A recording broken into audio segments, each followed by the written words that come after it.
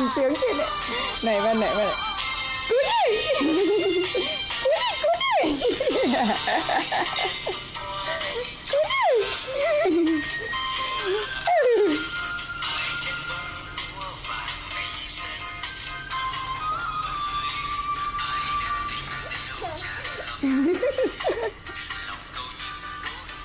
Cún à. Cún à. Cún à. Cún à.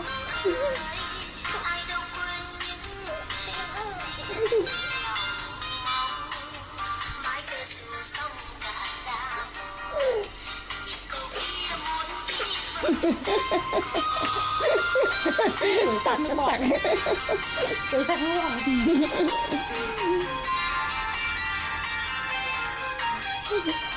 Tí được mở ra xem này nữa. Tí nữa thầu hết toàn tiếng bà không.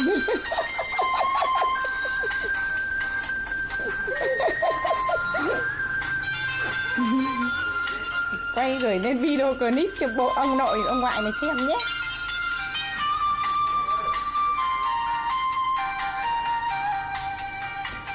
Mà quay cậu Tuấn quay nó ăn bột gửi lên. Ừ? Cái gì vậy?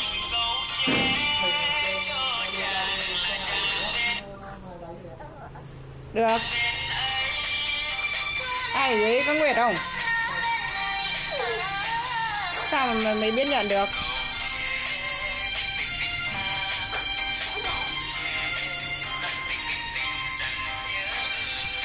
Này, nó cứ lấy nét vào cái mặt này, Vân Anh này. Đó. Cái ô lấy nét đây này. Tự nó chọn, thấy không?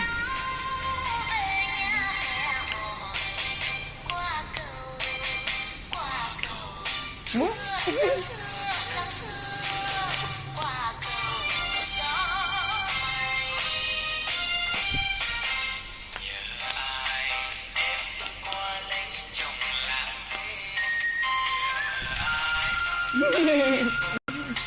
Mày vui tính đấy, quay phim vui tính đấy. Nào lật cho giường ạ.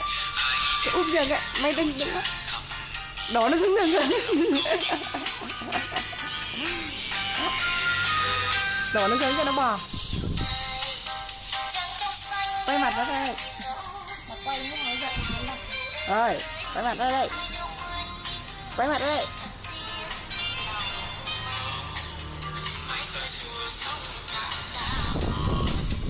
Để cái điện thoại phía trước.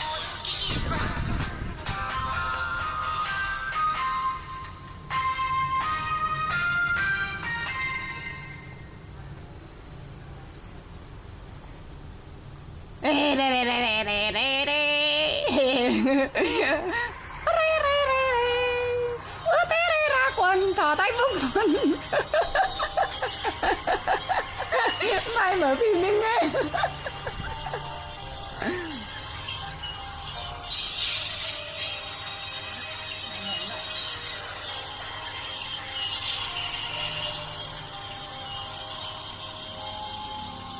Ngồm ác. Đây này.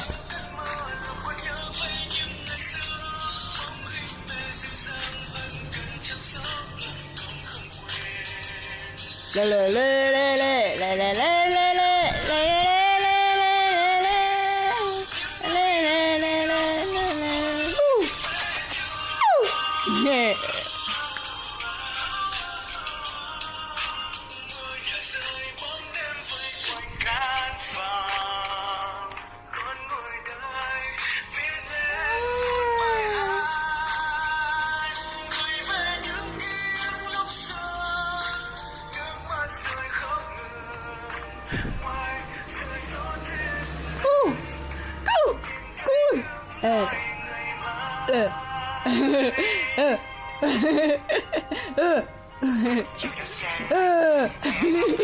Con để khoái xem phim ma.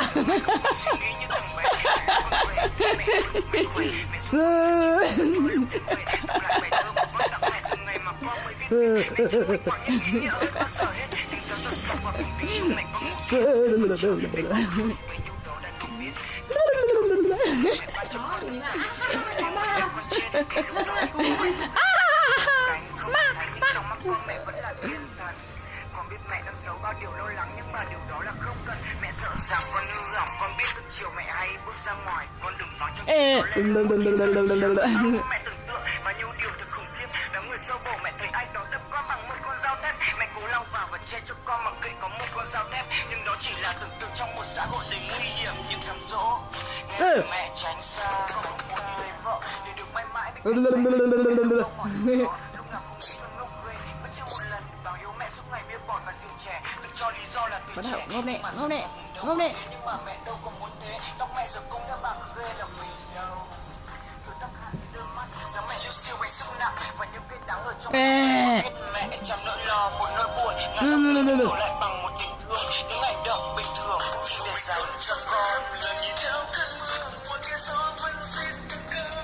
Vẫn căn phòng ngày nào tay cầm cây bút đưa mãi không thôi.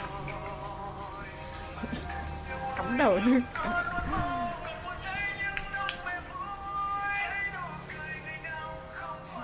Liếm một cái cảm ứng của bà.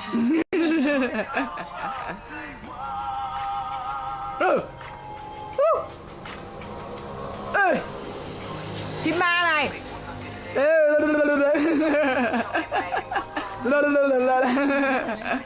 Mẹo. Cho mày khóc. Coi chơi luôn.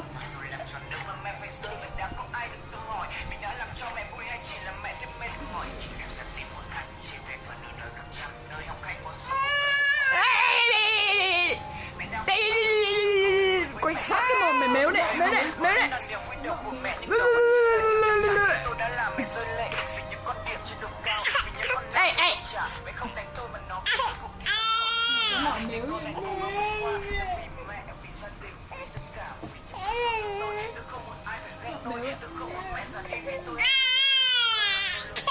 Ê.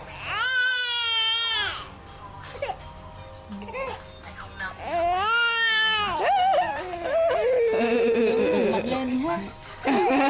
Lên mà méo ra.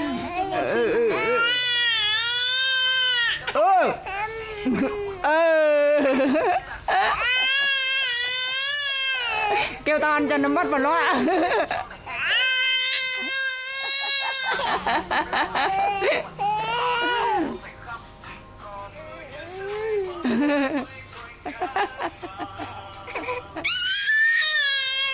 Ui rõ mặt.